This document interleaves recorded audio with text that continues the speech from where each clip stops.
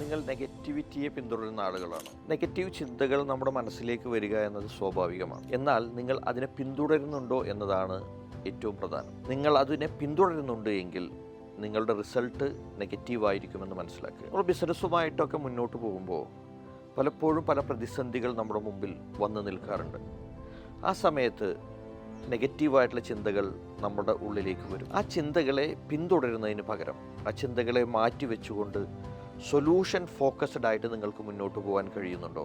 അവിടെയാണ് നിങ്ങളുടെ വിജയം. നിങ്ങൾ ആ നെഗറ്റിവിറ്റിയെയാണ് പിന്തുടരുന്നത് എങ്കിൽ നിങ്ങൾക്ക് സൊല്യൂഷൻ കണ്ടെത്താൻ കഴിയാത്ത ഒരവസ്ഥയിൽ പകച്ചു നിൽക്കേണ്ടി വരും. വിജയിച്ച ബിസിനസ്സുകാരെയൊക്കെ നോക്കിയാൽ നമുക്ക് എപ്പോഴും മനസ്സിലാക്കാൻ കഴിയും, അവർ എപ്പോഴും ശ്രദ്ധ കേന്ദ്രീകരിച്ചു കൊണ്ടിരുന്നത് പോസിറ്റിവിറ്റിയിലേക്കാണ്, മാത്രമല്ല റിസൾട്ടിലേക്കാണ്.